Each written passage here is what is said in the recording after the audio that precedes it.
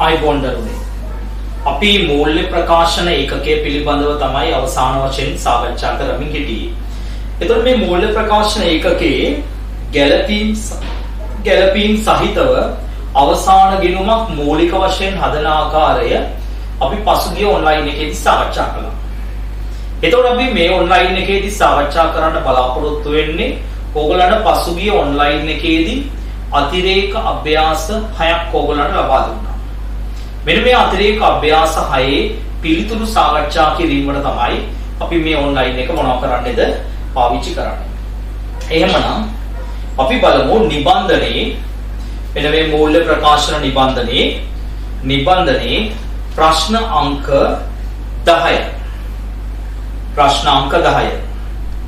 අපි ලියාගමු ලාභ ප්‍රකාශයේ උඩින් නම පේලි 3කට. චමින්දගේ ව්‍යාපාරයේ 2020 මාර්තු 31 අවසන් වර්ෂයට 2020 මාර්තු 31 අවසන්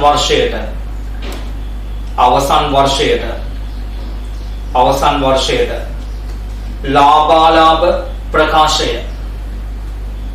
ලාභාලාභ ප්‍රකාශය මූල්‍ය දත්ත ප්‍රකාශයට නම ලියමු. එක් පේලි දෙකකට ලියුවේ හැකි චමින්දගේ ව්‍යාපාරයේ 2020 3.31 දිනට එමෙතන මාර්තු 31 දිනට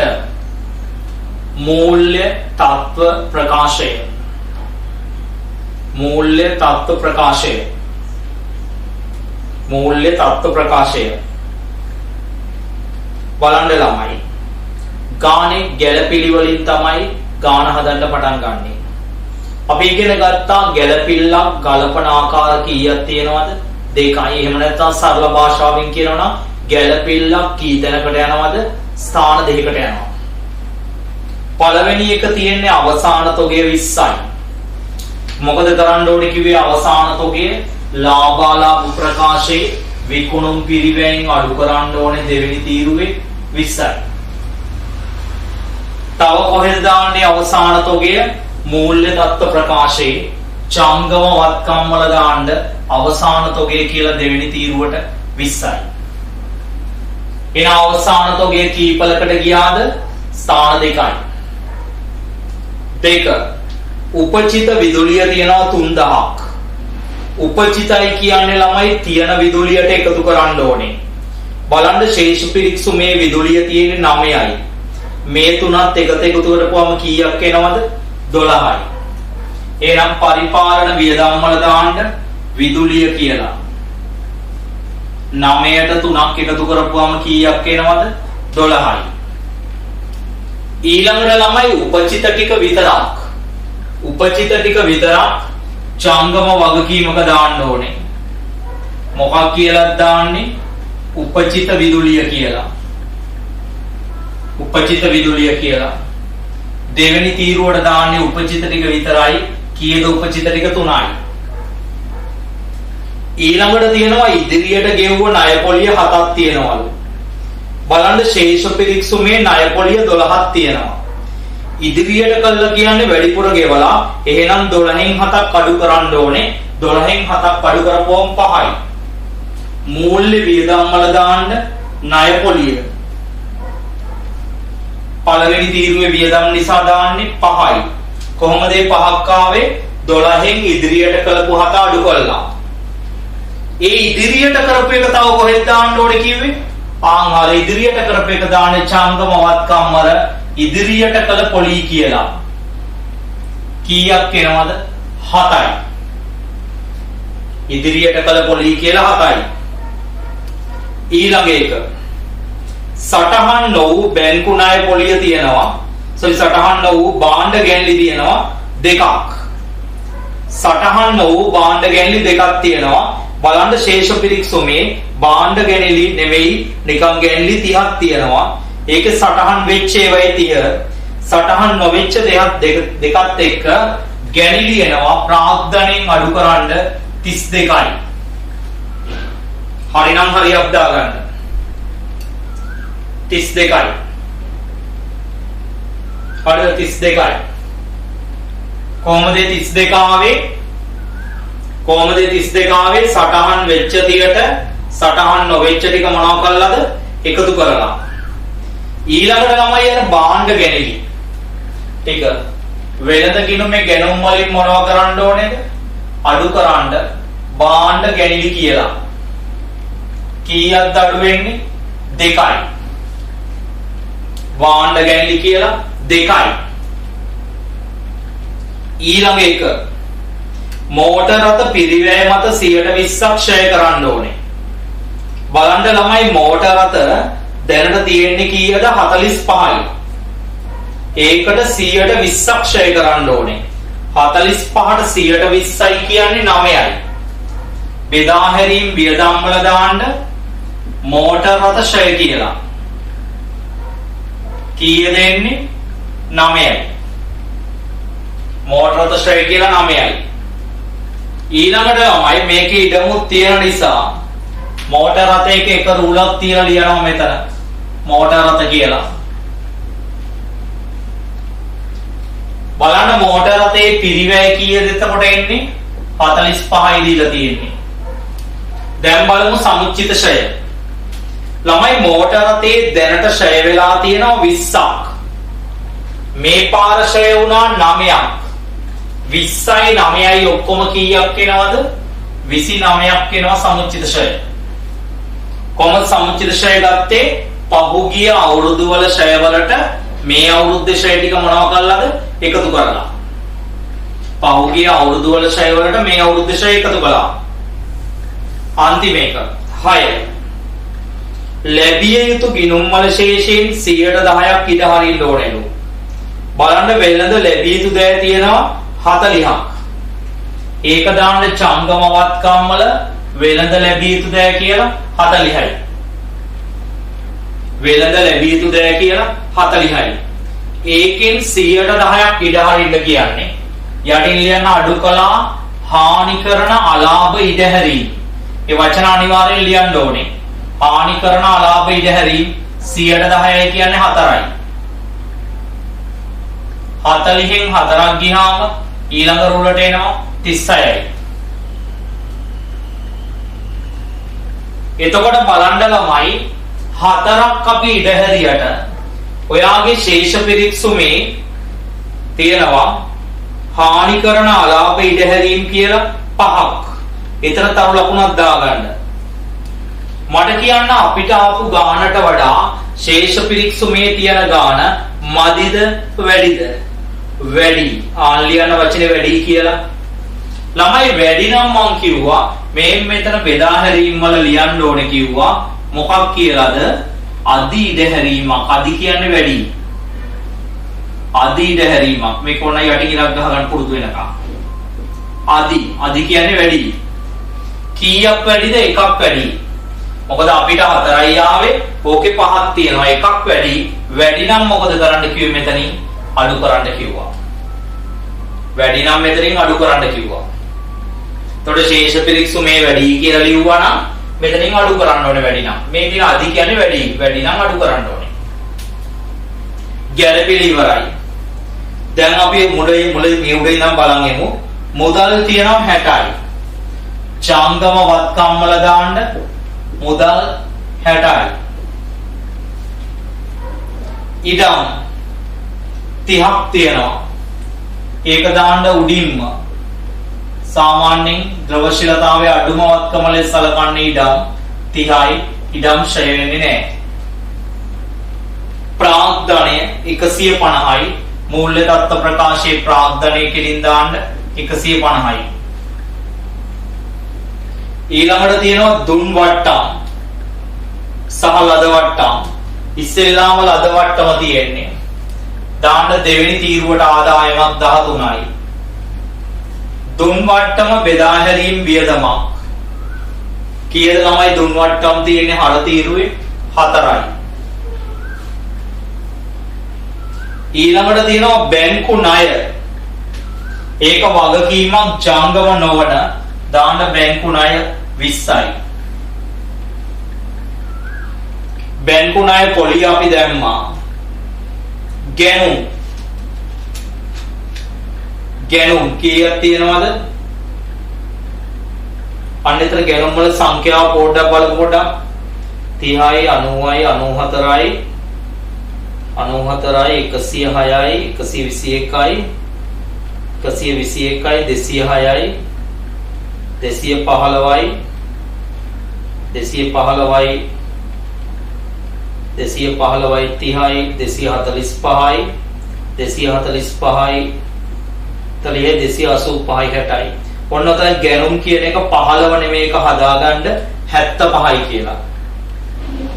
ගැනුම් හදාගන්න 15යි නෙමෙයි 75යි කියලා. ගැනුම් 75යි. ගැනුම් එක 75යි පළවෙනි රූල්ට වියදම. විකුණුම් තියෙන්නේ 120යි ආදායමත් දෙවෙනි තීරුවට.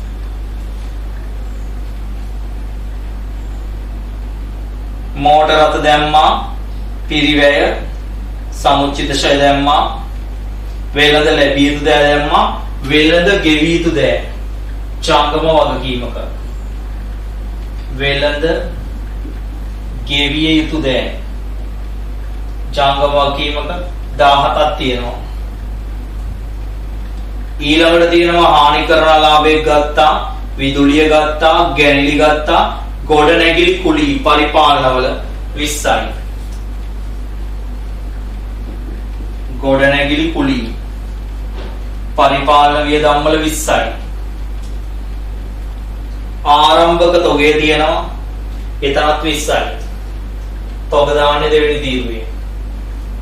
ඔච්චරයි තියෙන්නේ. මේක එකතු කරලා ඊළඟ රූල්ට ගන්න. මෙතන ගන්න 73යි. 20යි 93යි. ඒකෙන් 20ක් ගියාම ආයෙ 73යි. මේකෙන් මේක අඩු කරන්න 47යි. ඒකට 13ක් එකතු කරන්න 60යි. ඒකෙන් මෙතන 12ක් අඩු කරන්න, මෙතන 32ක් අඩු කරන්න, මෙතන 5ක් අඩු කරන්න. දැන් ඒ ටික ඔක්කොම 44යි 5යි 49යි. 60න් 49ක් ගියාම උත්තරේ එනවා 11යි. ඒකට ලියනවා ශුද්ධ ලාභය කියලා. ශුද්ධ ලාභය කියලා. ආන්ගේ 11 මෙතන ප්‍රාග්ධනයට එකතු කරන්න. 161යි. ඒකෙන් 32ක් ගියාම උත්තරේ එනවා 129යි. ඒකට මේ 20යි. මේ 20යි එකතු කරන්න 169ක් එනවා මේ පැත්ත. දැන් අපි අනිත් පැත්තට යමු. මේ දෙකේ එකතුව 75යි. මෙතන 29යි. මෙතන 30යි එන්නේ. 45න් 29ක් ගියාම 16යි. එතකොට මෙතන එකතුව 46යි. මේ දෙක එකතු කරලා මෙතෙන්ට ගන්න 7යි 6යි 13යි. එකක් ඉතුරුයි. 3යි 6යි 6යි 6යි 12යි. එතකොට උත්තරේ එනවා 169ක්. මූල්‍ය තත්ත්ව ප්‍රකාශය සමාන වෙනවා කීයකටද? 169කට. අඩුපාඩු ටික හදාගන්න ඉක්මනින්. එකතු කරණය පිළිවෙලට කරන්න.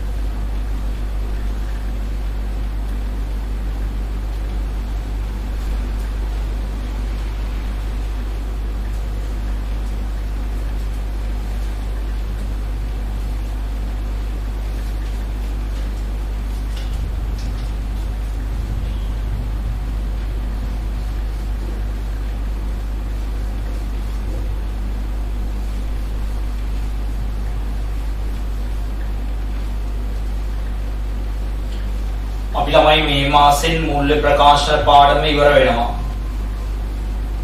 එතකොට අපිට පුළුවන් ඊටාම විධිමත් ප්‍රශ්න පත්‍රයකට සතිපතා යන්න. එතකොට ඒකට අපි සුවිශේෂ වැඩසටහනක් අපි පරිගස්සලා තියෙනවා. ඒක අපි ඉස්සරහදී කියන්නම්. ඒකට විභාගයට වසර එකමාරකට කලින් ඉඳලා අපි මේ වැඩසටහන ක්‍රියාත්මක කරනවා.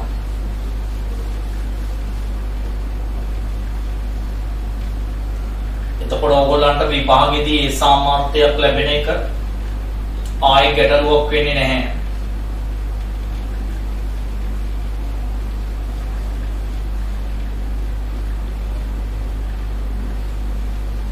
කොමර්ස් කරන ඕගොල්ලෝ සූදානම් වෙන්න ඕනේ. සයන්ස් මැත්ස් කරන අය වගේ මුල ඉඳන් ඒ විභාග රටාවට හුරු වෙලා අන්නේ කැපවීම සිදු කරන්න. ඒ කැපවීම කරන්න පුළුවන් නම් ඔයාට හොඳ ජයග්‍රහණයක් ඉස්සරහදී ලබන්න පුළුවන්. ඒ නිසා කිසිම කෙනෙකුට කිසිම ආකාරයක සාධාරණීකරණය කරන්න හේතු ඉදිරිපත් කළාට වැඩක් නැහැ.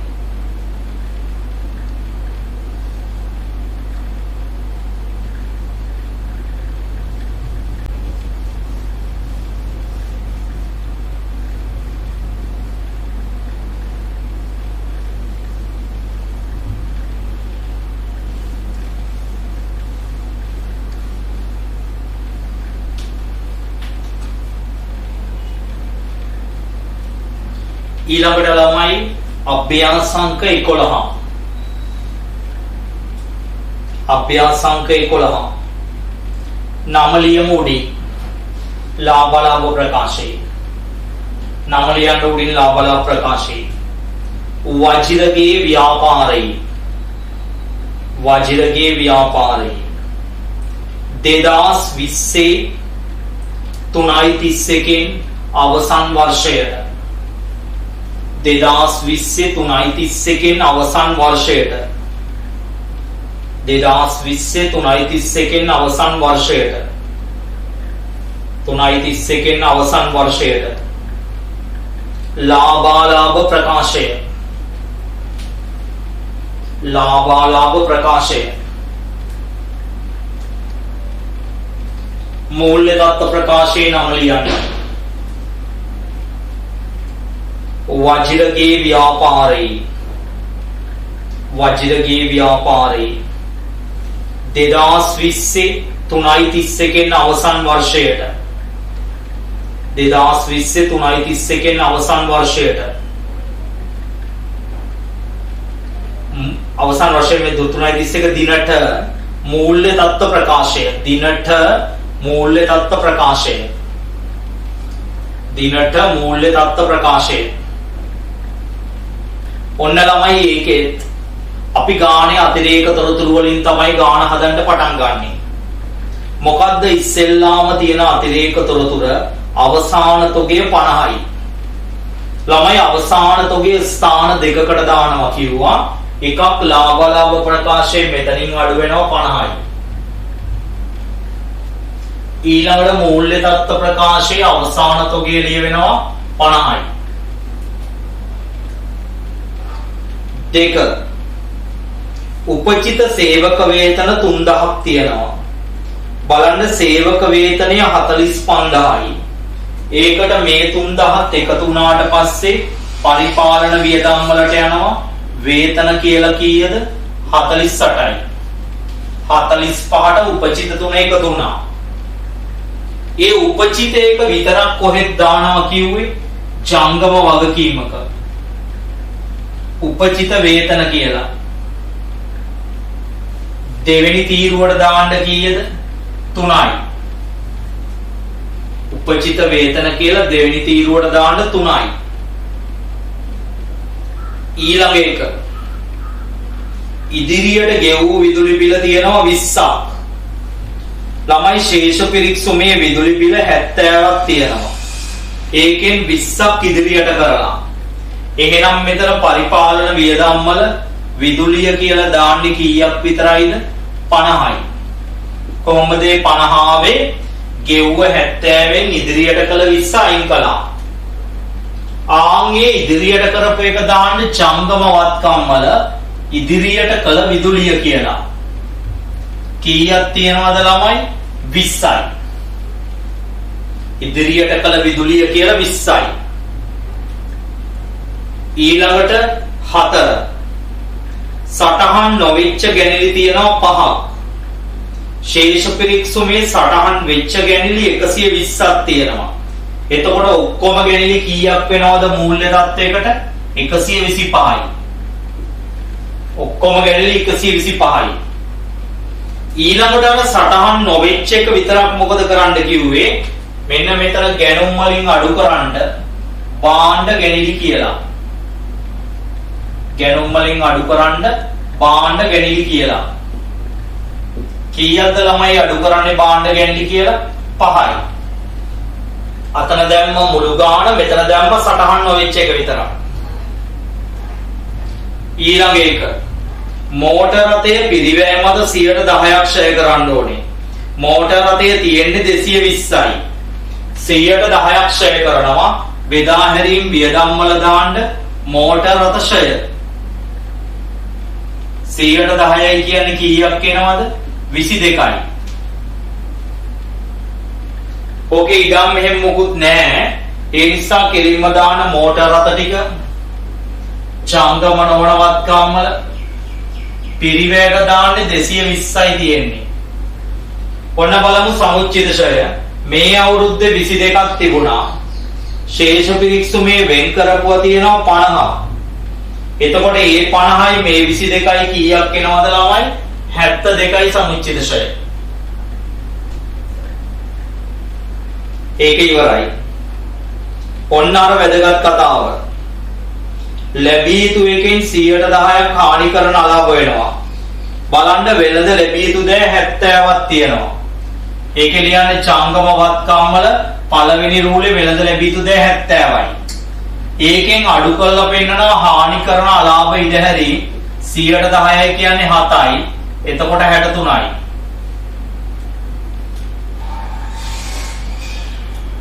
ළමයි 7ක් වෙන් කළාට ඔයාගේ ශේෂ පිරික්සුමේ ඉඩහැරලා තියෙන්නේ 4යි. ආන් එතන 4 ළඟ තරු ලකුණක් දාගන්න. මට කියන්න අපිට ආපු ගානට වඩා ශේෂ පිරික්සුමේ තියෙන ගාන අඩුද වැඩිද? අඩුයි. ලියන්න අඩුයි කියලා. කීයක් අඩුයිද ළමයි? 3ක් අඩුයි. 3ක් අඩුයි නම් මෙතෙන්ද 3ක් එකතු කරන්න ඕනේ. අඩු නිසා ඒකට කියනවා මොන ඉඩහැරීමක් කියලාද? ඌන ඉඩහැරීමක් කියලා. ඌන ඉඩහැරීමක් කියලා. ඌන එකක් නිසා මේක එකතු කළා. එකතු කළේ වියදම් වලට.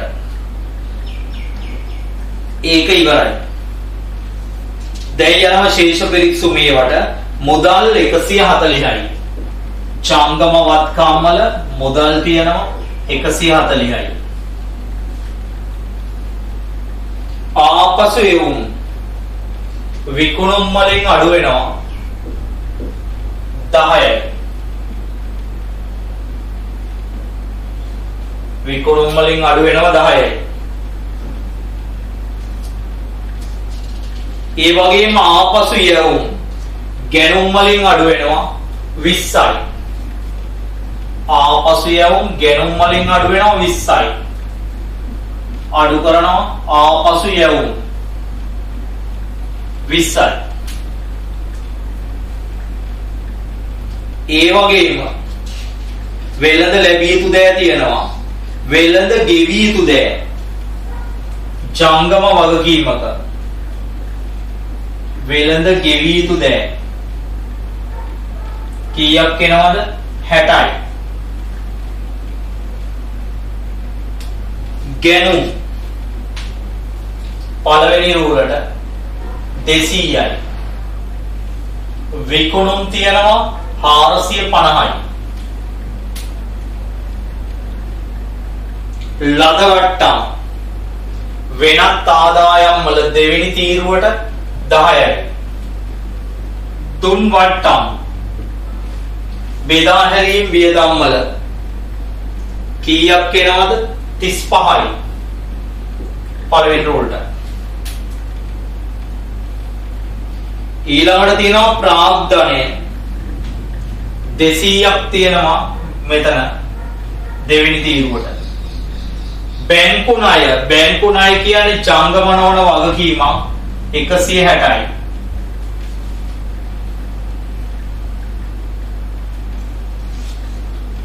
බැංකු අයිරාව ජංගම වගකීමක්. තරු ලකුණක් දාගන්න අලුත් එකක්. බැංකු අයිරාව කියන්නේ වගකීමක් 16ක් තියෙනවා ජංගම වගකීමක.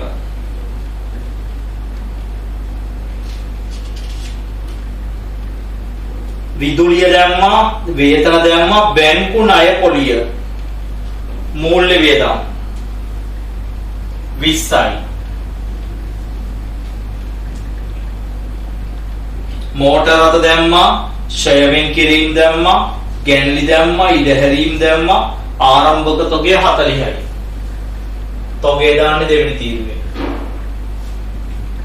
දැන් බලන්න පිළිවෙලට එකතු කරන්න ගන්න. පිළිවෙලට එකතු කරන්න ගන්න.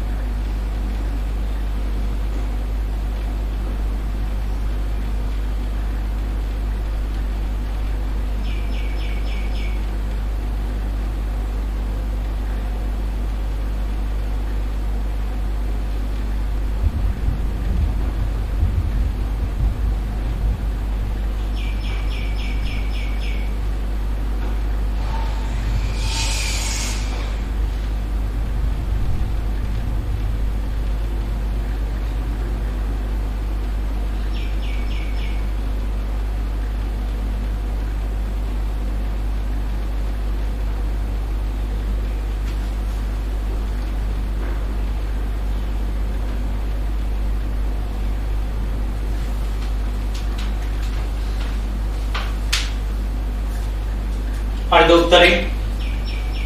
බලමු. මේකෙන් අඩු කළා 440යි. 200න් 25ක් ගියාම 175යි. ඒකට මේ 40 එකතු වුණා 215යි. ඒකෙන් 50ක් අඩු වෙච්චාම 165යි. 165යි. මේකෙන් මේක අඩු වෙනවා. එතකොට එනවා උත්තරය 275යි. ඒකට 10ක් එකතු කළා 285යි. ඊළඟ වියදම් ටික ගන්නවා 5යි 5යි 10යි 60යි 98යි. මේකේ 20යි 80යි 98යි කියන්නේ 178යි. මේකෙන් මේක අඩු වුණා 85යි 22යි කියන්නේ 107යි. ශුද්ධ ලාභයේ 107ක් එනවා. ඒ 107 මෙතෙන්ට ගන්න 307යි. ඒකෙන් 125ක් ගියාම 182යි. මේ 160 මෙතෙන්ට ගන්න මේ 79 මෙතෙන්ට ගන්න. දැන් එකතු කරන්න 9යි 2යි 11යි. එකක් ඉතුරුයි 9යි 15යි 7යි 22යි. දෙකක් ඉතුරුයි 2යි 2යි 4යි 421යි. මේකතෝ ගෙලින් වාක්‍ය ලියලා තියෙන්න ඕනේ. මේකෙන් මේක අඩු වෙච්චාම 148යි. මෙතනත් දානවා 220යි 72යි 148යි. මේ ටික අඩු කරනවා. ඒ ටික එකතු කරනවා 3යි 10යි 15යි 2යි 17යි. එකක් ඉතුරුයි 2 3යි. දැන් එකතු කරනවා 8යි 3යි 11යි. 11යි 1යි 12යි 4යි 421කට මූල්‍ය තත්ත්ව ප්‍රකාශය සමාන වෙනවා. අඩුපාඩු ටික හදා ගන්න.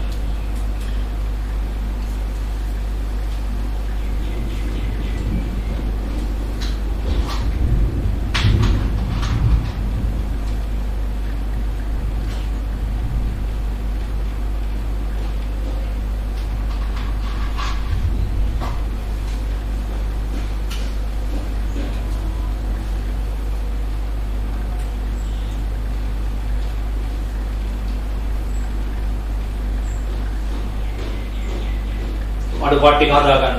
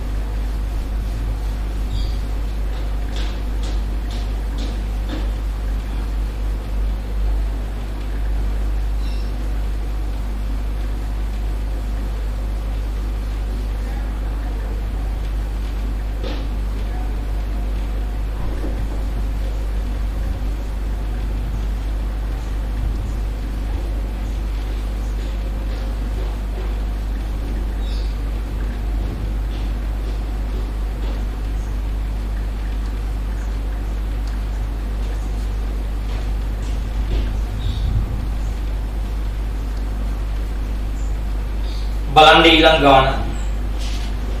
අභ්‍යාසංක 12. උඩින් නම ලියන්න. රංගගේ ව්‍යාපාරයි. රංගගේ ව්‍යාපාරයි. රංගගේ ව්‍යාපාරයි. රංගගේ ව්‍යාපාරයි. 2020 3:31 අවසන් වර්ෂයට 2020 3:31 අවසන් වර්ෂයට ලාභාලාභ ප්‍රකාශය මූල්‍ය තත්ත්වයකට නම ලියන්න. රංගගේ ව්‍යාපාරේ 2020 3:31 දිනට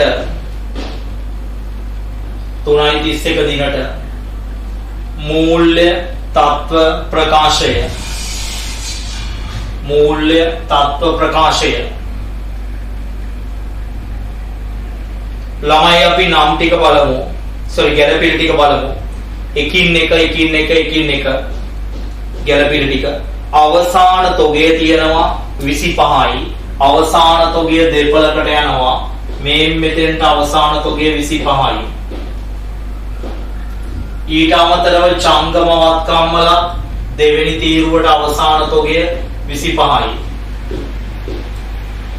2 උපචිත විදුලිය 7ක් තියෙනවා. බලන්න ළමයි විදුලිය තියෙන්නේ 13යි. මේ 7ත් එක්ක ඔක්කොම කීයක් එනවද? 20යි. විදුලිය දාන්න පරිපාලන වියදම් වල විදුලිය දාන්න පරිපාලන වියදම් වල 20යි. ජංගම වගකීම් වල දාන්න උපචිත විදුලිය ගෙව්වේ නැති ටික උපචිත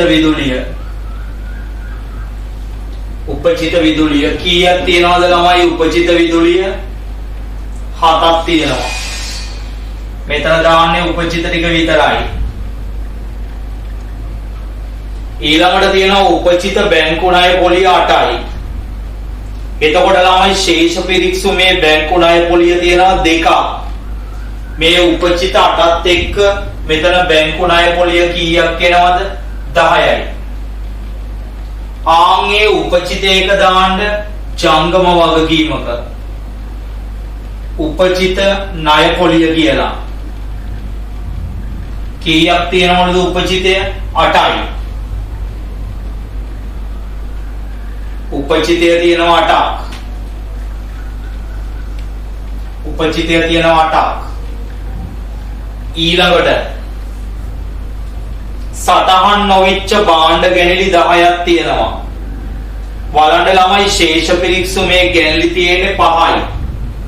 සටහන් නොවෙච්ච 10ත් එක්ක ඔක්කොම ගැනලි කීයක් තියෙනවද? 15යි. ඒ සටහන් නොවෙච්ච එක දාන්න ළමයි මෙන්න මෙතන ගැනුම් වලින් අඩු කරලා පෙන්නන්න භාණ්ඩ ගැනලි කියලා. ඒ සටහන් නොවෙච්ච එක විතරයි කීයද තියෙන්නේ? 10යි.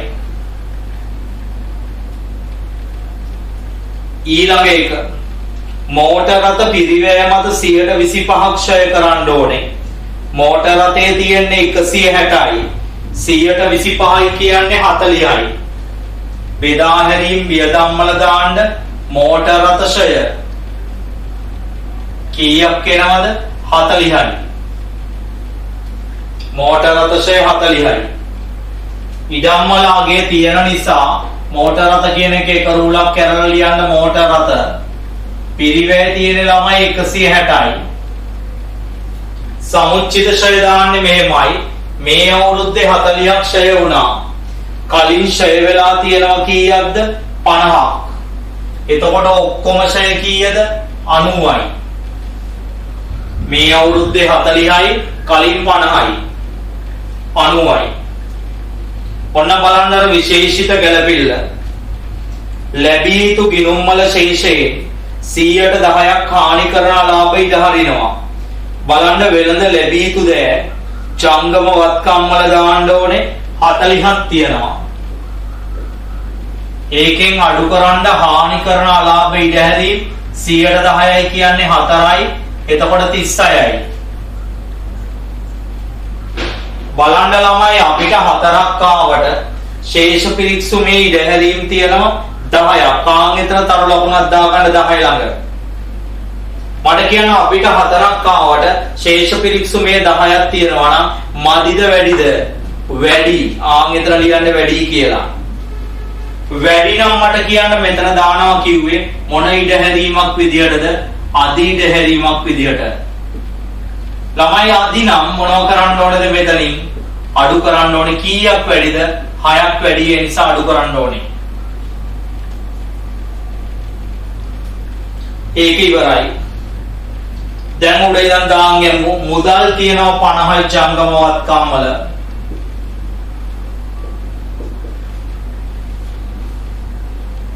ඉඩම් ජංගම නොවන වත්කම් වල ඒත් 160ක් තියෙනවා. ඉඩම් ශ්‍රය වෙන්නේ නැහැ. ප්‍රාග්ධනය තියෙනවා ළමයි 100යි. දෙවෙනි තීරුවට.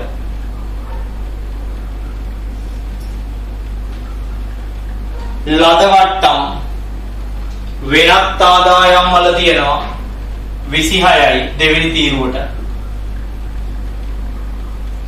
දුන් වට්ටම් බෙදා හැරීම් වියදම් වල 34යි.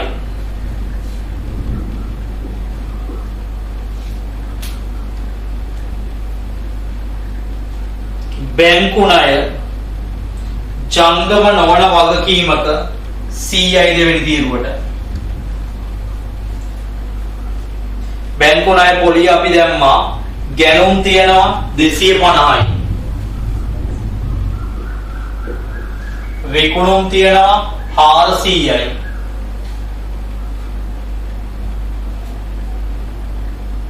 මෝටර රථය දැම්මා. ෂෙ වෙග්ගිරින් දැම්මා. ලැබිය යුතු දෑ දැම්මා.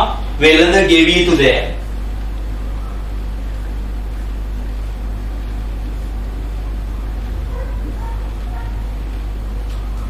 පණයි.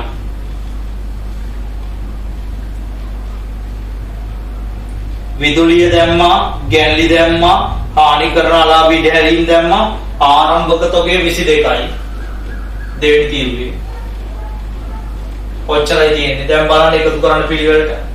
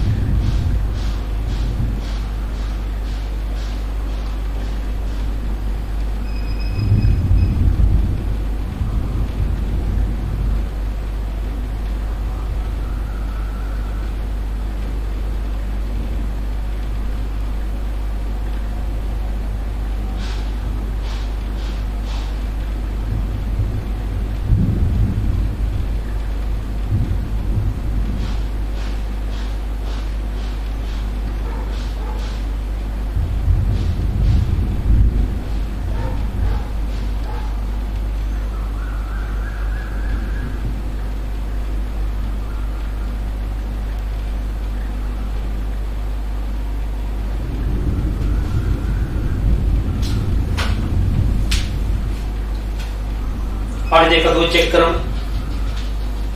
මේ 400 දාන්න මෙතන. මේකෙන් මේක අඩු කරන්න මෙතන 240යි. එතකොට එනවා 262යි. ඒකෙන් 25ක් ගියාම 2යි. මේකෙන් 237ක් ගියාම 163යි. ඒකට 26ක් එකතු කරපුවාම 189යි. මෙතන එනවා 68යි. මෙතන 20යි.